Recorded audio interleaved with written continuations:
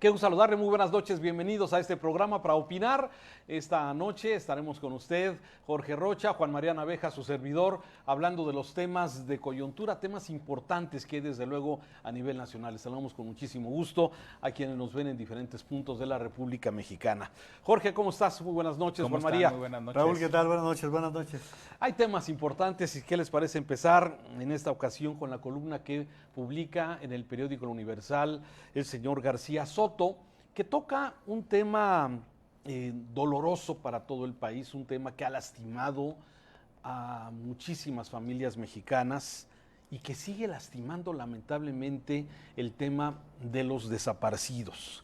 A propósito del informe que presentó la señora, la responsable de este programa, la señora Quintana, Carla Quintana, donde habla de una verdadera, como ella lo dijo, cifras de terror, y que aquí en Jalisco lamentablemente está entre los estados, las entidades que tienen mayor presencia, incidencia, o donde lamentablemente el número de personas que han sido inhumadas en forma clandestina: Colima, Jalisco, Sinaloa, Fosas, Veracruz, Colima y otras cosas. Me parece que los datos que presenta, y durante el evento, que fue lastimoso, quienes vimos algunas de las imágenes de estas familias que de rodillas le piden al presidente que encuentre a sus seres queridos. Raúl, déjenme hacer un poquito de contexto porque no se trata de un tema que nació ayer. No. Creo que si en algo hay que estar de acuerdo con el presidente López Obrador es en este. Si hay un tema doloroso es este, y en eso tiene toda la razón el presidente López Obrador. Pero vamos por partes. El tema de los desaparecidos es muy añejo y hay que ser muy honesto con nuestra realidad y con el pasado. Hoy, Raúl, tú lo sabes perfectamente, hay desaparecidos del 68 que nunca aparecieron, ¿sí? En el mundo, los desaparecidos de las dictaduras nunca aparecieron. Las madres de Mayo de Argentina pasaron los años y nunca hubo una aclaración de todo esto. Hay que ser realistas, lamentablemente tenemos miles y miles, porque no tenemos una contabilidad real de cuántas personas han desaparecido. Algunas porque pues simplemente desaparecieron y sus propios familiares ni siquiera lo denuncian, otras porque no los encuentran. Es un tema tan complejo, tan complicado, que no es nuevo. Segundo, hoy viene también una columna del subsecretario Alejandro Encinas en El Universal, en la cual reconoce la realidad. No hay en el país capacidad para identificarlos. Esta situación que vivimos en Guadalajara con los cadáveres en tráilers era porque no había la capacidad de los forenses. Hoy están hablando de soluciones que van a tomar mucho tiempo. Nada más te pongo una, Raúl, Jorge. ¿Dónde vamos a sacar médicos forenses para analizar a todos los cadáveres o partes de cadáver que se vayan encontrando? Sí, con la gran capacidad. En este informe preliminar se habla de estos 40,000 hasta abril del 2018, Jorge. Sí, fíjate que, a ver, el gobierno federal, la impresión que me da es que apenas está dimensionando la gravedad del asunto. Por supuesto que es un tema del que se ha hablado desde el sexenio pasado de manera muy recurrente, pero creo que ahora sí, tanto la Subsecretaría de Derechos Humanos como la Comisión Nacional de Búsqueda y obviamente el gobierno federal se están dando cuenta de lo grande que es el problema, de la complejidad que tiene, y eso, creo que lo decía muy bien Juan María, la falta de capacidades instaladas en términos de entender las tendencias de macrocriminalidad que existen, de la información que hace falta, porque además también cada quien recababa los datos de manera distinta, como podían y como querían, y además que sí, el sistema forense del país está completamente colapsado y rebasado, que tiene que ver con falta de capacidades, falta de dinero, falta de recursos y por supuesto un fenómeno que creció y donde los sistemas forenses simplemente pues se les acumulaban los cuerpos y no sabían qué hacer con ellos. Es decir, lo que nos estamos dando cuenta es que es una agenda prioritaria, urgente y que necesita una respuesta de gobierno muchísimo más contundente y que va más allá de los buenos deseos del presidente. Es decir, creo que Alejandro Encinas, creo que es un funcionario que está comprometido con el tema, ¿sí? También Carla Quintana también está comprometida con el tema, es gente que sabe del asunto, pero lo que se están dando cuenta que es un barco de problemas, es un nivel de complejidad tal que por supuesto necesitan muchísimos más recursos, más gente que esté colaborando y además el desarrollo de más capacidades, ¿eh? De hecho, bueno, digamos, por otro tipo de información que tengo, han empezado a proliferar en todo el país cursos de capacitación que tiene que ver con todo este tema forense, de arqueología forense, de reconocimiento de cuerpos, es decir, cada vez más nos estamos dando cuenta en el país que no tenemos la capacidad para poder trabajar este tema y que necesitamos ayudarnos de otros países como Argentina o incluso Guatemala, donde nos llevan años luz de conocimiento sobre cómo abordar estos asuntos. Pero fíjense, no solamente lo técnico y científico, Raúl. Si en este momento estuvieran formados los 40,000 o los que sean, los cadáveres en línea, ¿dónde los sepultas? No hay cementerios suficientes forenses para poder hacerlo. Luego, la ley exige que cada cadáver tendrá que pasar por un proceso para poder identificar. Sí, que era lo que no sucedía aquí en Jalisco y en Morelos y en otras entidades donde era tanta la cantidad de personas, de cadáveres acumulados, que se tomaban decisiones como pues inhumarlos en una fosa en una fosa común y por otro lado el tema de los tráileres donde evidentemente, y esas imágenes fueron dantescas, usted las recordará, donde pues iban no apilados, iban aventados, y sin clasificación, Juan María, que ese es el tema. Cuando las familias venían a tratar de localizar a su ser querido desaparecido, pues no había un registro computarizado utilizando la tecnología que les diera alguna certeza. Lo que es una desgracia es que simplemente se inhumaban, se incineraban sin poder tener una clasificación y poder tener esa Y fíjate, el cementerio forense implica una tecnología, es decir, como no tienes el nombre de la persona, tú los entierras, pero con identificación por vía de ADN, para que en algún momento los familiares puedan identificarlos, porque además ese es el otro grave problema. Este es un asunto donde a lo mejor alguien lo desaparece en el estado de Jalisco, pero los restos al final los encuentran en Morelos o los encuentran en Chihuahua, o casos tan gravísimos donde unos restos los encuentras en Colima y otros en Michoacán. O sea, tenemos tal complejidad del asunto que sí, hay que entrarle con capacidades, con recursos, con dinero, con gente para poder abordar el tema. Y creo que el gobierno de López Obrador está pues como pasmado por lo que está sucediendo. Yo espero que tanto Carla Quintana como Alejandro Encinas espero que estén reconociendo el tamaño del asunto y que empiecen a tomar el toro por los cuernos, porque si no, estas escenas que vimos en estos días, pues se van a estar repitiendo continuamente, ¿no? Pero además partamos de otra situación real. No significa que hoy ya no hay desaparecidos. Ah, claro. El mes pasado fue el mes más violento en la historia de México. ¿Cuántos habrá desaparecidos de ese mes de mayo? Es decir, la cifra seguirá creciendo. Eso habrá que tomarlo en consideración porque la violencia lamentablemente está imperando en el país de una manera sí, nos ha lamentable. detenido, o sea, esto sigue, esa dinámica de muerte continúa lamentablemente. Claro. Y se han cometido errores graves. Vamos a... si quieren vamos diciendo que con Calderón inicia el problema por la guerra que se da contra el crimen organizado, vamos dejándolo así. Pero luego con Peña Nieto, esa desarticulación de la plataforma México que te daba información de cada persona, Raúl. Si, como dice Jorge, de cada uno de nosotros, el gobierno tiene una información de nuestro ADN, cuando encuentras piezas, cuando encuentras huesos, por asociación lo vas encontrando. La plataforma México se desperdició completamente en el sexenio o se desarticuló en el sexenio de Peña Nieto. Ahora en este gobierno estaban haciéndose los foros por la paz, ¿se acuerdan? Sí, los foros de la paz y la dignidad. Los que se suspendieron se suspenden. La crueldad, y antes de que llegaran a los estados con más problemas, además.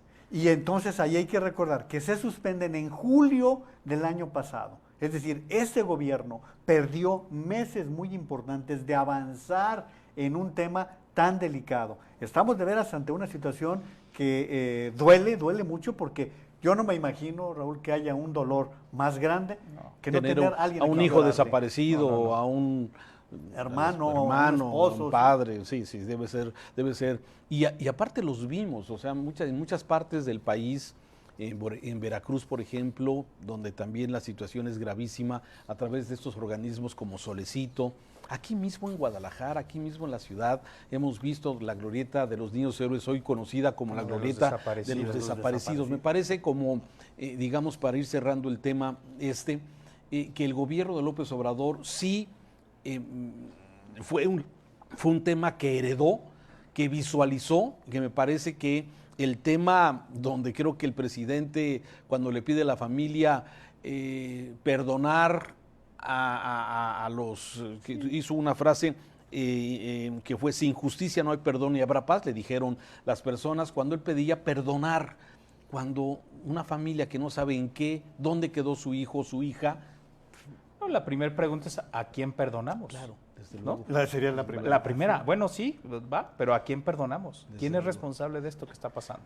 Ahora, una verdadera desgracia. Raúl, también hay una aceptación por parte de la sociedad. También estamos fallando como sociedad. ¿Qué clase de jóvenes estamos formando? ¿Qué clases de familias estamos integrando? ¿Qué facilidades estamos dando para que todo esto se vaya generando? Porque es muy fácil echarle la pelota al gobierno y decir, el gobierno es el culpable y tiene que aclarar. No, pues al gobierno ya le caen los muertos. Pero antes existe un proceso de formación, de educación, en donde como sociedad tenemos que hacer una reflexión. No, fíjate que eso que apuntas, Juan María, me parece fundamental. Digamos, hay ciertos estudios que muestran que cuando hay comunidades muy consolidadas, con un buen tejido social construido, es mucho más difícil que penetren este tipo de redes de delincuencia que luego van generando estas dinámicas de violencia. Cuando una comunidad se protege, se confían en ellos, se cuidan, van cuidando a sus jóvenes, eso genera blindaje social.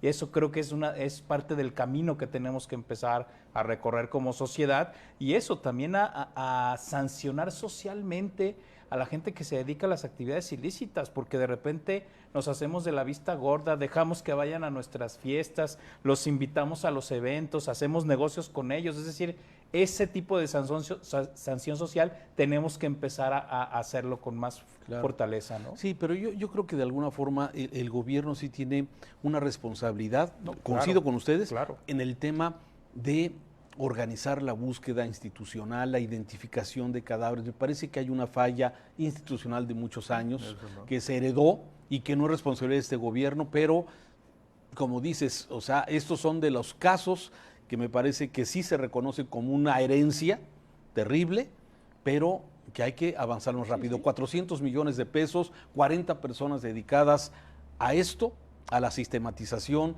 de la identificación. No sé si sea suficiente. A veces como que parece que se usa o se gasta el dinero en muchas otras cosas, pero esto que es un tema doloroso para el país quizás merece alguna revisión. Primero, es insuficiente. Segundo, Raúl, que el gobierno actual ya vaya contando los propios, porque ya trae su cifra de desaparecidos. Y cuando menos se imagine, ya le pasó lo que a los demás gobiernos, que tienen cifras incalculables. Vamos a hacer una pausa, estamos para opinar. Jorge Rocha, Juan María Naveja, pausa y regresamos. Hay otro tema: migrantes.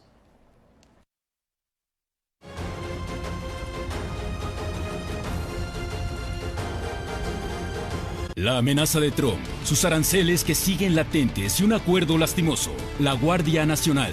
Finalmente, un muro en la frontera sur de nuestro país. ¿Cuáles serán las repercusiones del cierre de la frontera? Deportaciones, derechos humanos, nuevas rutas, tráfico de personas, un problema que va en ascenso. Hondureños, cubanos, salvadoreños, haitianos, africanos, ¿tendrán un sueño americano en nuestro país? Drama migratorio, a fondo, conduce Maite Noriega. Martes, 10:32 de la noche. Here we go! Hey girls, hey boys.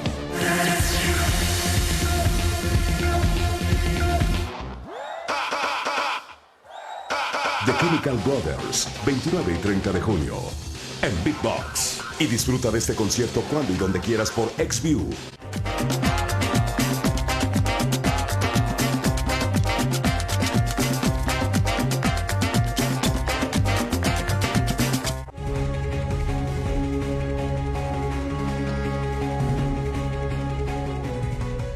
Cuando tiras basura en la calle, aportas a las 117,000 toneladas que se acumulan cada día en el país. No lo hagas.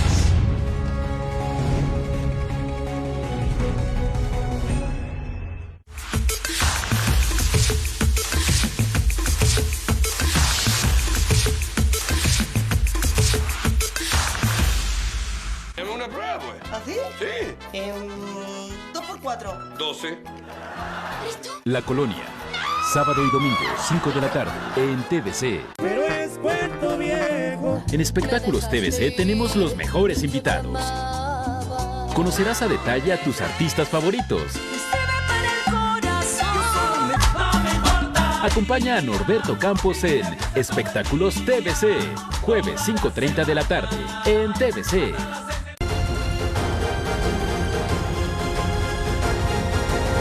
Está avanzando el tiempo, el plazo que se dio era 90 días, pero luego se recortó a 45 días para que el presidente Trump de los Estados Unidos haga una evaluación de ver si México está cumpliendo con los acuerdos sobre el tema migratorio o no, y sigue pesando sobre el cuello de México el tema de los aranceles progresivos del 5 y hasta el 25%. Una situación que, bueno, puso el tema migratorio, que no era un tema en México, no, lo puso hasta arriba en este tema. Hoy la columna de Héctor Aguilar Camín en el periódico Milenio habla precisamente de esto, de la gran deportación.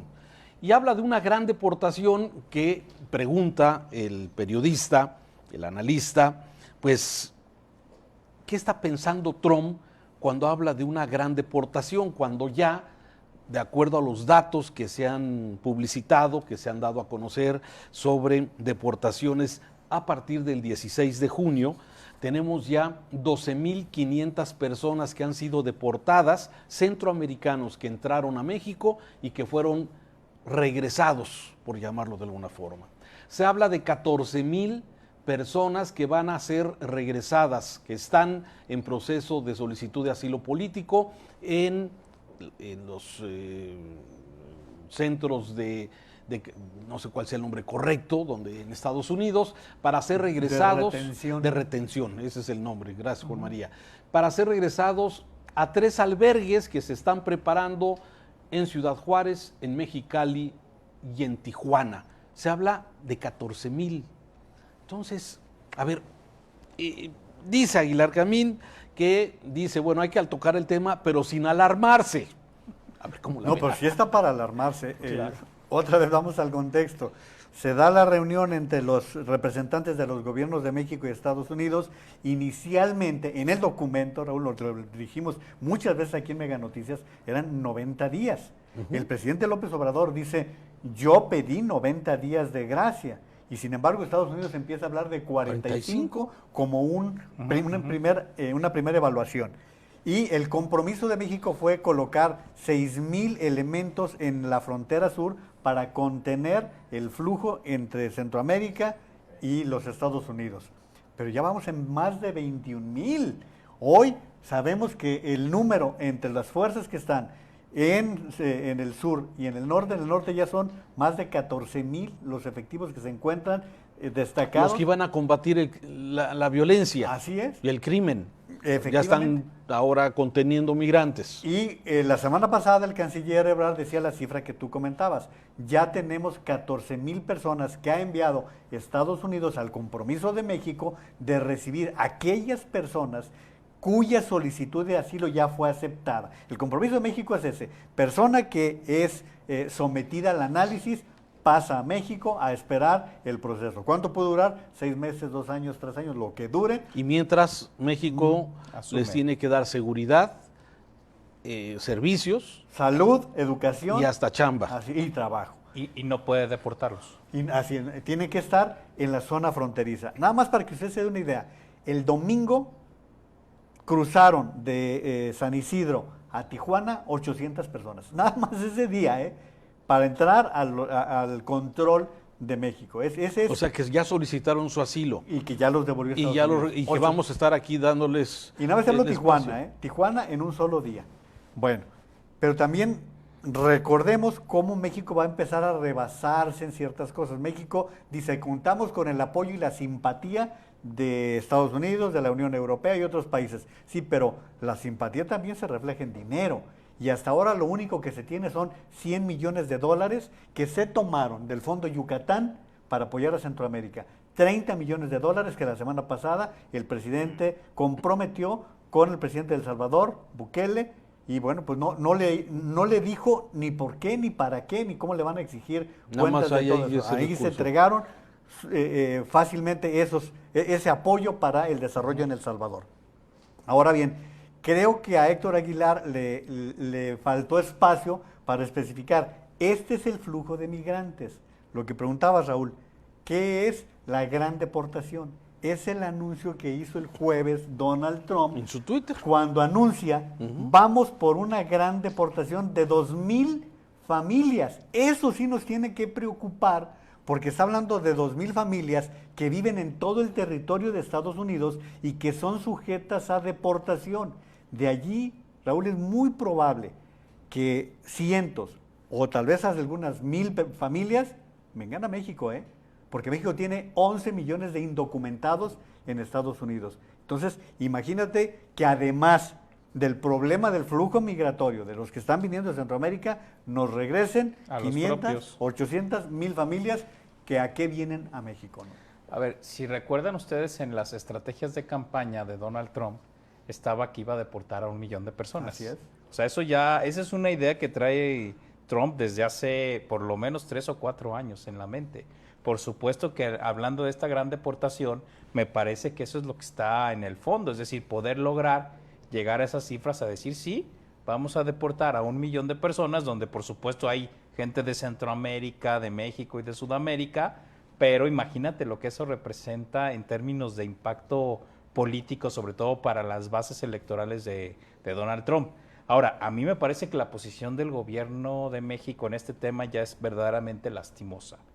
O sea, sí, efectivamente, incluso en esta mesa lo habíamos dicho, sí se necesita que México regule de mejor manera la entrada saber quién entra, cuando menos. Saber Jorge. quién entra, cuánta gente entra, Sí. en qué condiciones, para qué lo hace. Es decir, eso yo creo que estaba claro que era necesario.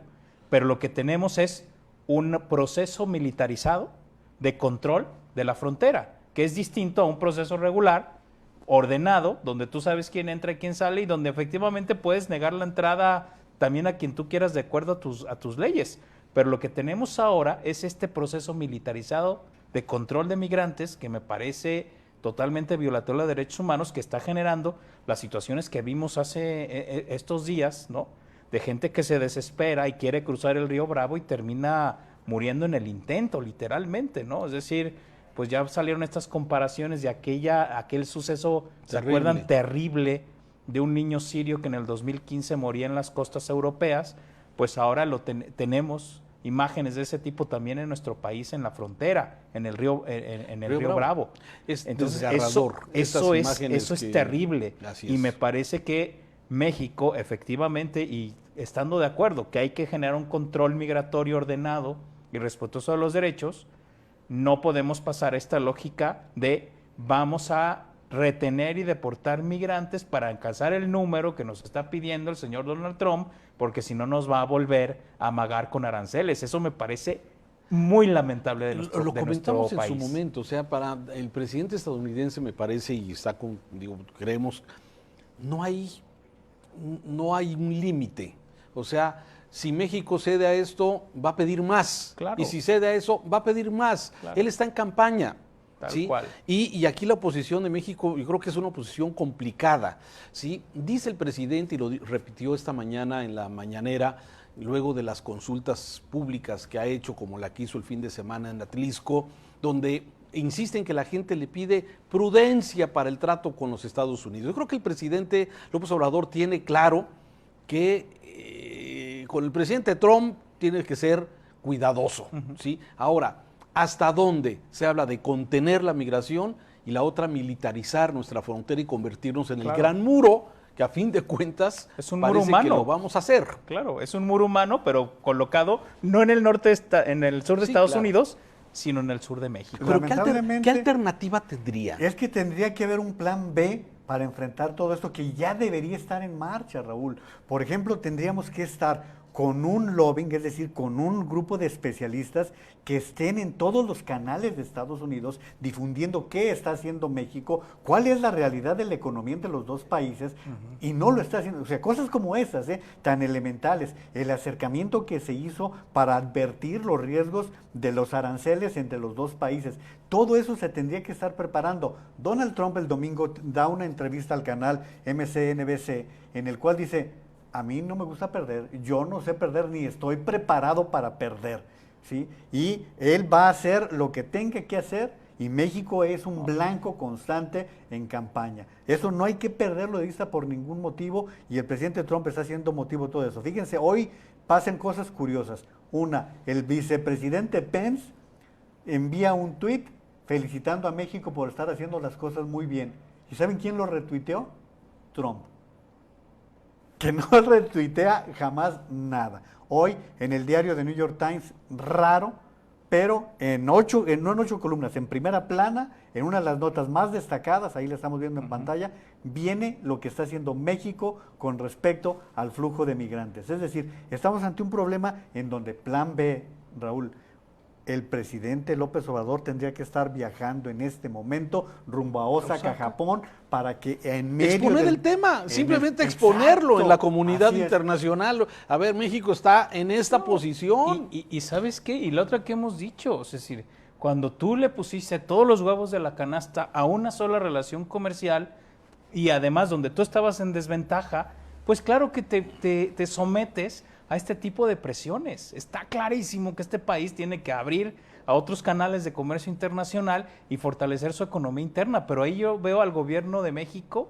completamente pasmado, O sea, sin poder realmente generar otras alianzas distintas en el mundo, no solamente en Estados Unidos, sino con otros países, para enfrentar el fenómeno Trump. Pero además, a ver, este tema, lo decíamos la semana pasada, el tema de control migratorio ya es una bandera electoral en todo el mundo.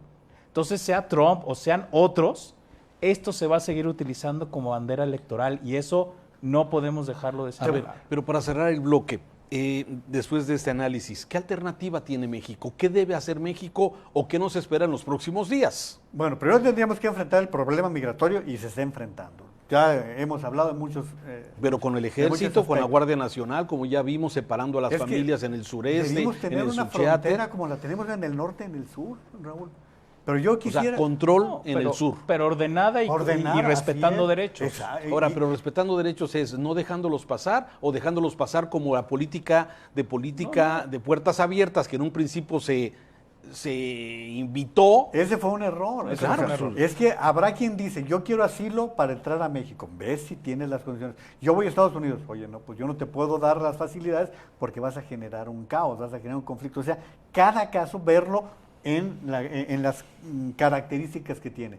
Pero yo quisiera poner un ejemplo de lo del G20, del Grupo 20 que se va a reunir en Japón. Mira, nosotros le compramos la mayor parte de nuestro maíz, que es el producto más importante de México, a Estados Unidos, a estados como Iowa. Que eso es lamentabilísimo. Entonces, sí, a ver, ¿no? Que es algo que choca con nuestras raíces. Si el presidente va a Japón, hace una cita con Macri y con Bolsonaro y les dice: señores, probablemente tenga una crisis de maíz.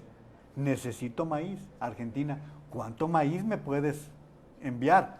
Brasil, ¿cuánto? Estoy hablando de los grandes productores, claro, y que van a estar en Japón. Entonces, eso es hacer un trabajo. Lamentablemente hay que decirlo, este gobierno no tiene estrategia, Raúl, y lo hemos visto casi en todas las áreas. Hoy, por cuarta vez, se pospone la licitación de los medicamentos. O sea, no hay estrategia, no hay una visión de mundo. El presidente no conoce el mundo, Raúl. Jorge. No, a ver, yo esperaría que, a ver, tenemos que prepararnos para otros amagues, yo creo. Tenemos que prepararnos de que Donald Trump va a volver a exigir más números. Sin duda. Vamos a tener, y además eso se va a incrementar conforme la campaña de Estados Unidos crezca. O sea, no va a ser un fenómeno, digamos, de un momento, sino que cada vez más va a haber más presión. Y México tendrá que tomar decisiones, ¿no? Pero eso, yo creo que el presidente no ha preparado ni un escenario de contención interno, ni un escenario de contención externo. Al menos, bueno, no se ve.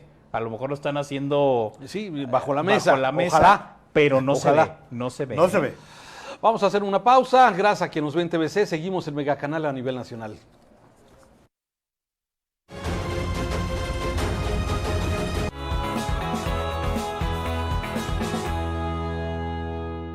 Caja San Rafael es una cooperativa de ahorro y crédito autorizada por la Comisión Nacional Bancaria y de Valores desde 2010, así como supervisada por Conducef y certificada en ISO 9001-2008. Caja San Rafael, seguridad y confianza en un solo lugar. Construir una ciudad más tranquila es una de las principales tareas del gobierno de Guadalajara. Por eso entregamos 188 vehículos nuevos a la policía de la ciudad para que puedan hacer un mejor trabajo y mantener el orden en las calles de Guadalajara. Nuestra responsabilidad es dar las herramientas para fortalecer a la policía y poco a poco ir construyendo la ciudad que anhelamos. La selección ideal de colores que necesita tu imagen. Controla tus diseños y mezcla con los tonos que necesita tu piel. Su versatilidad de opciones te permite crear tu propio estilo o combinarlos de moda sobre tus ojos, labios y mejillas. Su alta fijación hará que todo el día te veas increíble. Conquista la mezcla de colores y renueva tu imagen con Irma de Zúñiga. En Caja San Rafael tenemos más de 18 créditos a tu alcance, en donde seguro encontrarás una opción para ti. Visítanos en cualquiera de nuestras sucursales o consulta más información en nuestra página de internet www.cajasanrafael.com.mx. Construir una ciudad más tranquila es una de las principales tareas del gobierno de Guadalajara. Por eso entregamos 188 vehículos nuevos a la policía de la ciudad para que puedan hacer un mejor trabajo y mantener el orden en las calles de Guadalajara. Nuestra responsabilidad es dar las herramientas para fortalecer a la policía y poco a poco ir construyendo la ciudad que anhelamos.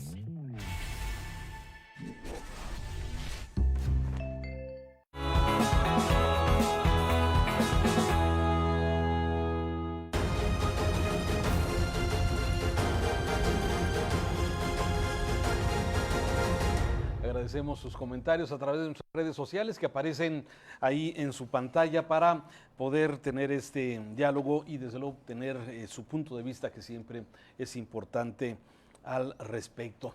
Vámonos a otros temas, si les parece. Vamos a seguir hablando del sargazo, de la Comisión Federal de Electricidad, de los medicamentos. Ahorita que tocas el tema de los medicamentos,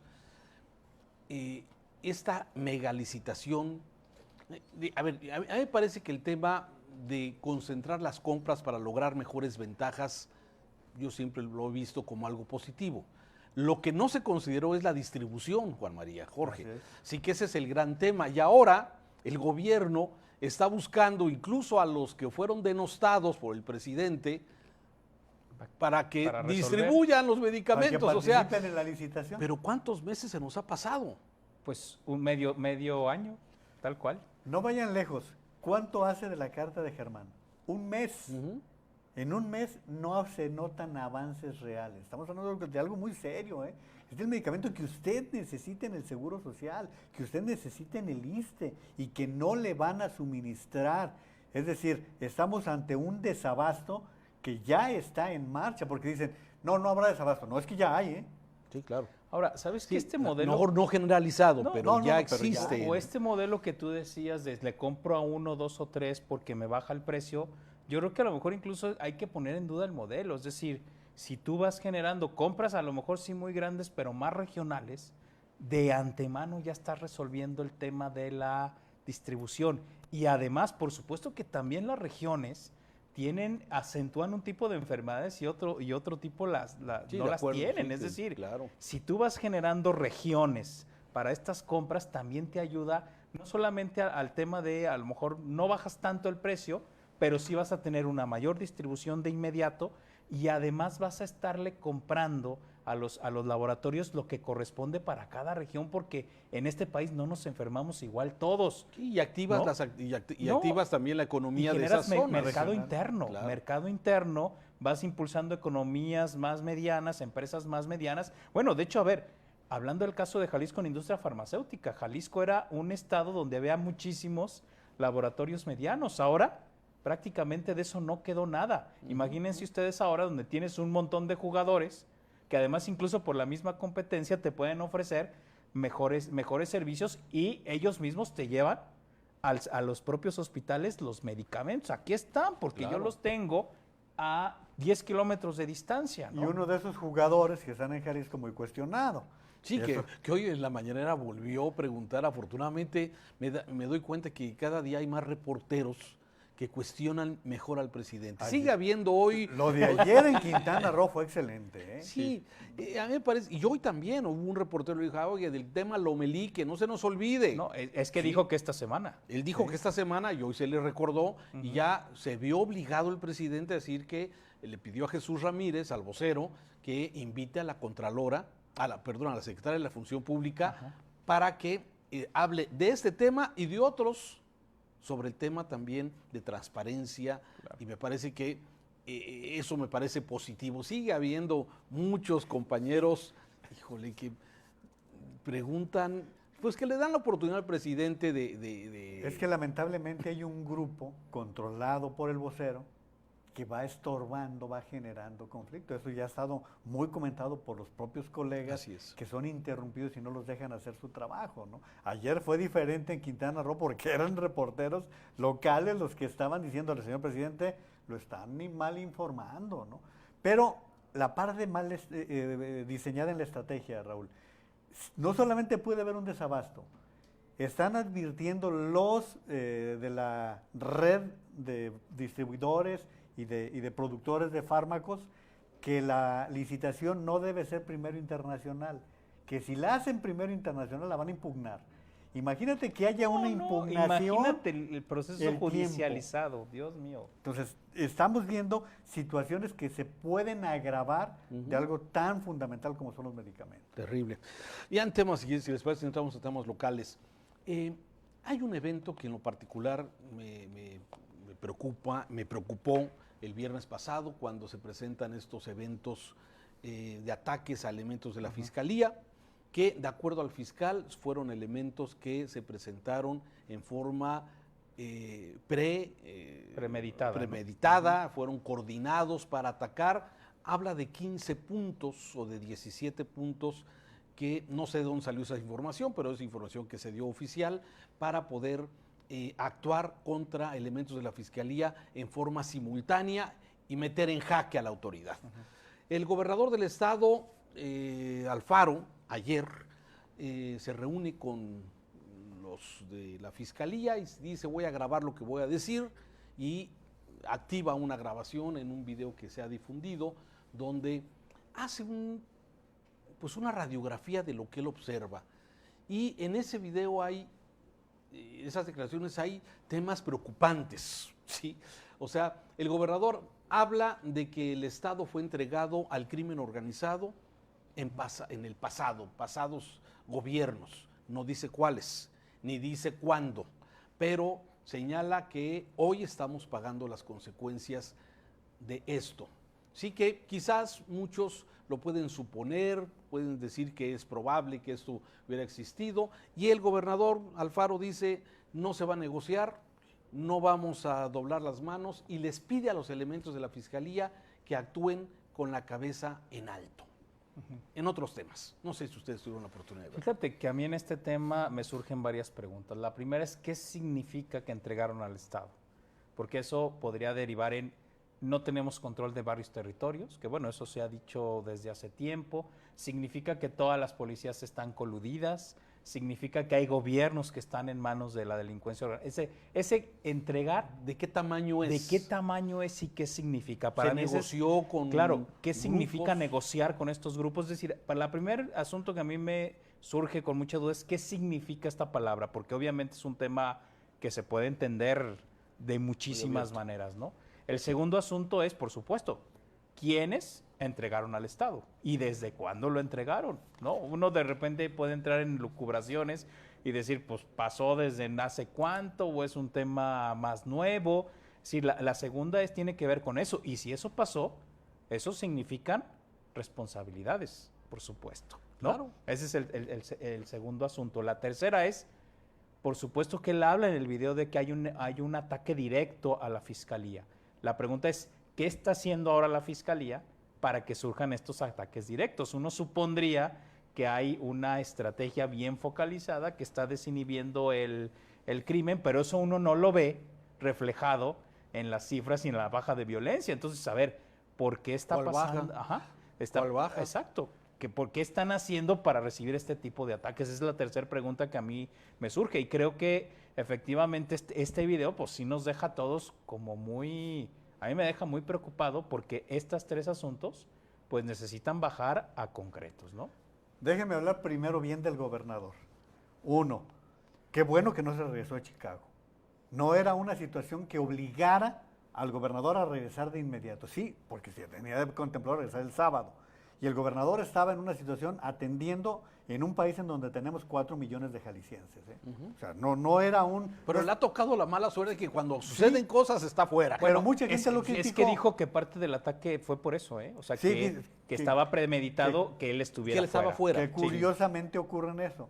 Segundo punto, qué bueno que se comunique para los jaliscienses, porque a veces al gobernador le falla durísimo la comunicación con la ciudadanía, en ese choque que le gusta tener con los medios de comunicación. Qué bueno que habló para los jaliscienses.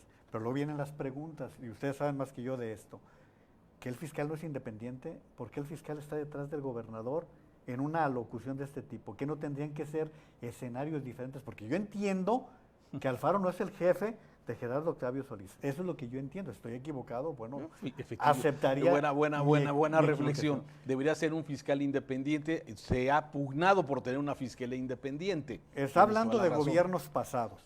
El gobernador Alfaro, como el gobierno federal, ya que le paren con su discurso de que el pasado. El gobernador Alfaro fue diputado, luego fue presidente municipal de Tlajomulco, luego fue presidente municipal de la capital del estado de Jalisco y ahora tiene casi un año de gobernador. O sea, ¿cuáles gobiernos pasados? Él fue parte de los gobiernos pasados. Segundo, estaba hablando frente a una persona de la cual tengo muy buenas referencias, que es el fiscal Gerardo Octavio Solís Gómez, quien fue 2 gobiernos procurador del estado y un lapso de fue gobernador interino. Sí, entonces, y estamos hablando de algo que no fue tan lejano, ¿eh? Entonces, ¿de qué gobiernos anteriores? Más bien, Raúl, Jorge, no perdamos de vista que está asentado en Jalisco el cártel más tóxico que hay en México en este momento, que es el cártel Jalisco Nueva Generación. Mundo.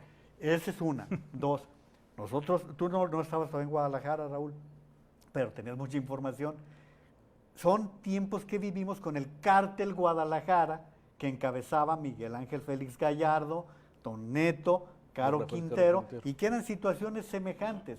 Cuando cárteles de esa dimensión están asentados en tu territorio, provocan cosas muy negativas, algunas positivas porque la economía de alguna manera fluye y se registra. Sí, en aquel entonces se decía que el mercado inmobiliario lo tenían activo los Como se dice ahora, ¿no? Como ahora se vuelve a decir lo mismo. Pero entonces aquel cártel Guadalajara, que mucha gente lo está viendo ahora en los documentales y que les parece novedoso, bueno, pues eso vivíamos. Claro. Fue un tiempo en donde nos dimos cuenta cómo son de dañinos los cárteles y que me parece que ahora el fiscal lo decía con mucha razón.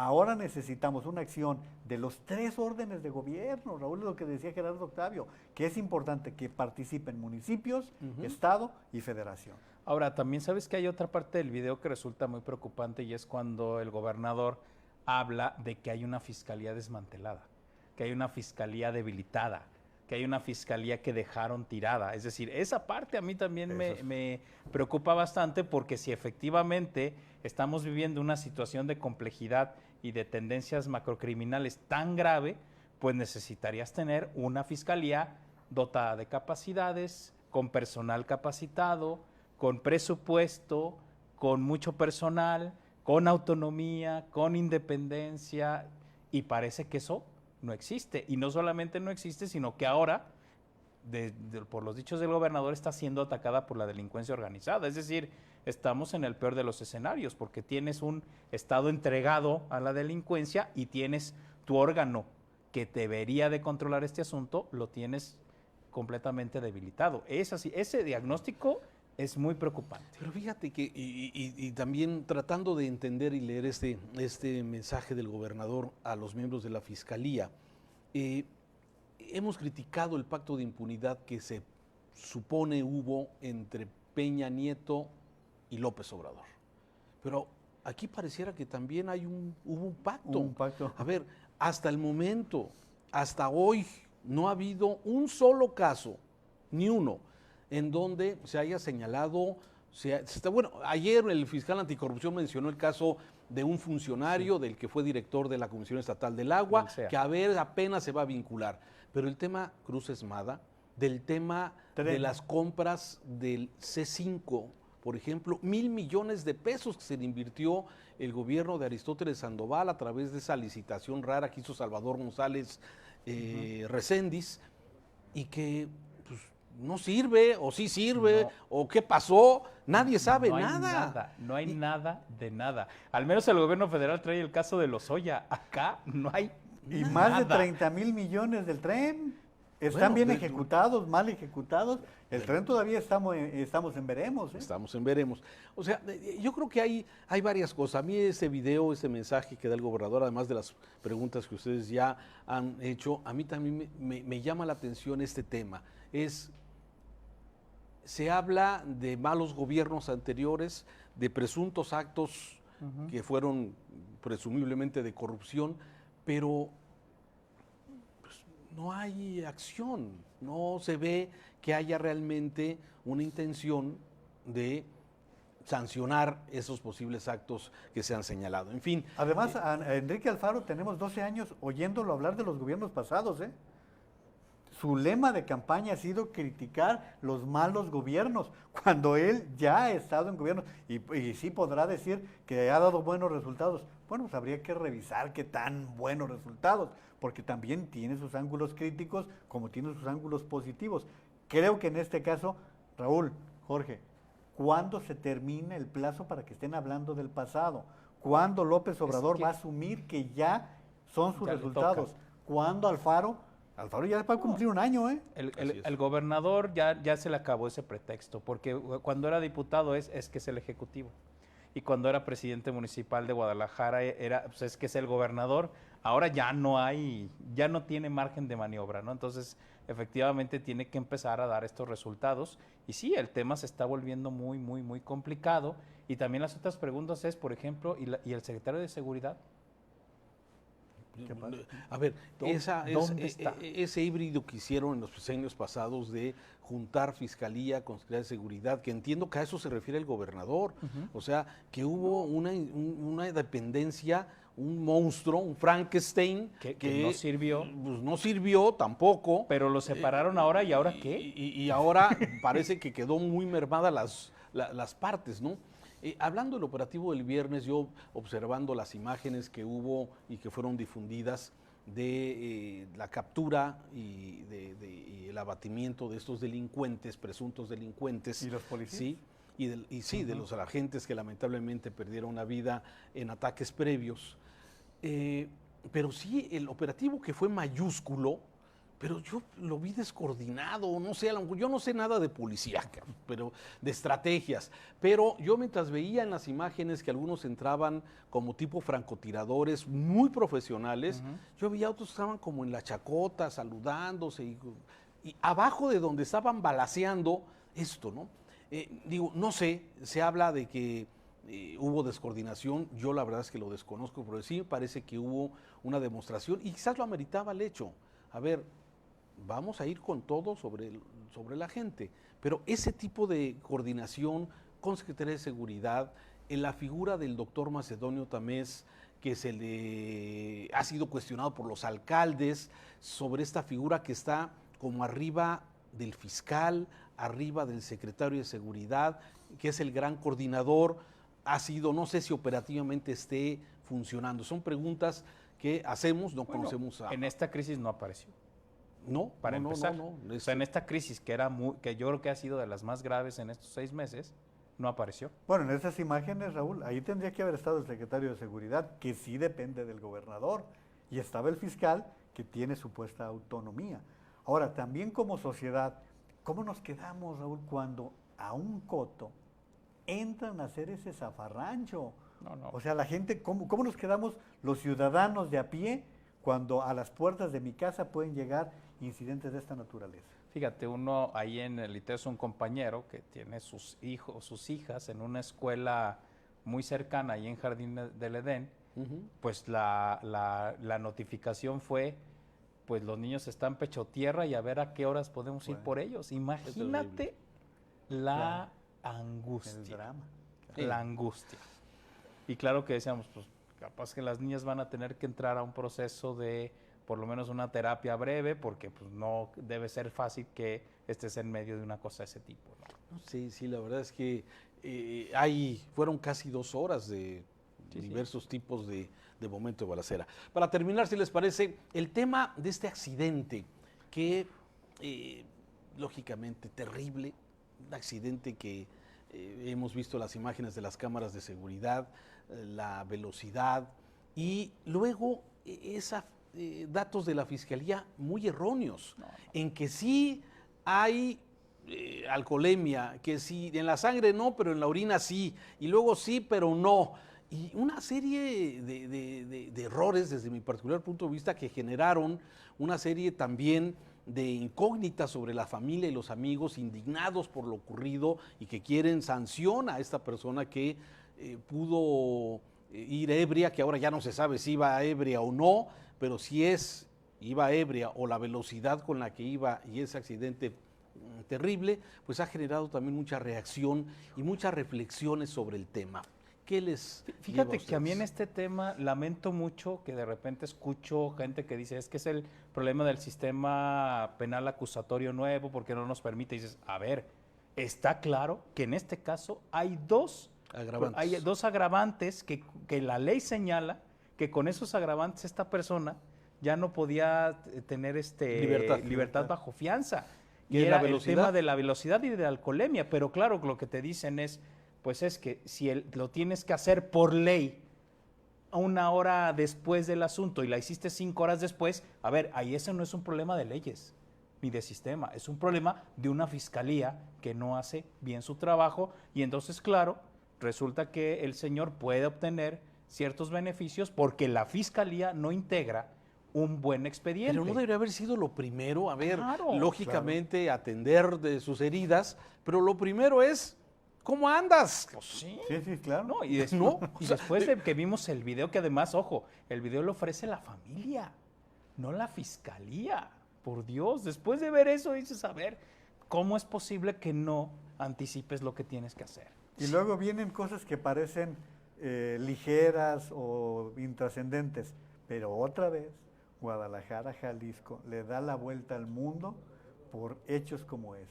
El tema pasó a las páginas deportivas, Raúl. No hubo noticiario deportivo que no mencionara el caso y lo lamentable es lo que estaba diciendo Jorge ahorita, del tiempo que transcurrió para saber si estaba alcoholizado o no el jugador de fútbol de la Universidad de Guadalajara. Eso también hay que subrayarlo, ¿no? Oye, sí, o sea, digo que haya esa similitud de nombre con otro jugador. Es que en un principio hubo confusión si era Joao Amaral o Joao Malek, ¿no? Que al final se aclaró. Así es. Y aquí nos lleva a lo que estaba comentando Jorge, ¿qué está haciendo bien o mal la Fiscalía? Porque se dio el otro caso, el que se dio a media semana con el asesinato de un estudiante de la Universidad Autónoma de Guadalajara y el secuestro o lo que se llamó secuestro de otro estudiante. A ver, mataron a uno y al otro se lo llevaron. El otro se lo llevan, lo levantan y al día siguiente toma un avión y se va. Pero nadie lo interrogó, Raúl. Hoy estamos leyendo declaraciones de Pacheco, que se apellida el joven Jesse Pacheco, que está haciendo declaraciones desde Estados Unidos, cuando la Fiscalía antes de que saliera debió interrogarlo. A ver, vente, ¿qué pasó? Platícame, ¿qué ocurrió? ¿Te secuestraron o te fui? O sea, ¿qué sucedió? Pues me parece que, y más que hay un homicidio. Además estamos De hablando todo de eso. un antro recurrente, ¿eh? Claro. No estamos hablando de un antro en donde, ocurrió esto, ¿no? Claro. Que yo ni lo conozco, pero sé que han pasado ya otros incidentes en ese lugar, ¿no? En fin, a mí me parece que hay muchas irregularidades alrededor de todo esto. Hay una presión social, el tema de no haber hecho los exámenes de alcoholemia, pero de todo esto también yo creo que vale la pena revisar el esquema de sanciones a quienes están involucrados con alcohol y volante. El programa Salvando Vidas, hemos hablado muchas veces de él, que ha resultado positivo. Sí, sí. No nos gusta a muchos, ¿verdad? Porque te tomas una cerveza, dos y ya no sabes si te va a tocar torito. Pero cambia las prácticas, eso Totalmente. es lo importante. O ¿Y sea, es qué? decir, señor, usted quiere tomar, pues deje su carro en su Claro, casa y se va. totalmente. Hay muchas maneras ahora de Así es. transportarse en la ciudad. De Hágalo, acuerdo. así de simple. Eso es lo que tenemos que empezar a cambiar, ¿eh? Yo De debuté acuerdo. la semana pasada, nunca me había tocado. Y el lunes me toca ir por Niños Héroes. Estaba el operativo. Yo dije, pues, ¿hay un choque o qué? No, me pusieron, ¿Soplaste? Sí, adelante. No, claro. Lo que dice Jorge, Claro. si vas a divertirte, Ha cambiado si vas a la tomar, forma, así es. sobran las maneras de tener el conductor designado, el Hay- compadre que te lleve, el Uber, Hay el taxi. miles de formas de Claro. hacerlo. Sí, ¿no? a mí me parece que una persona que va a beber y quieres manejar, hay un dolo. Y aunque la ley califica estos homicidios, estos lamentables accidentes como como crimen no doloso, Ajá, sí, culposo. sí, culposo, sí, de alguna forma hay elementos en donde todavía conscientes, si tú vas a beber, ¿dónde están las llaves del carro? Es que ese es el caso, Raúl, que si no hay el asunto del alcohol, el jugador puede salir antes de 6 meses libre. Jorge, muchas gracias. Juan Buenas María, noches. Al contrario, muchas buenas gracias. Y a usted que nos ve, gracias. Lo esperamos la próxima semana aquí para opinar. Muy buenas noches. Para opinar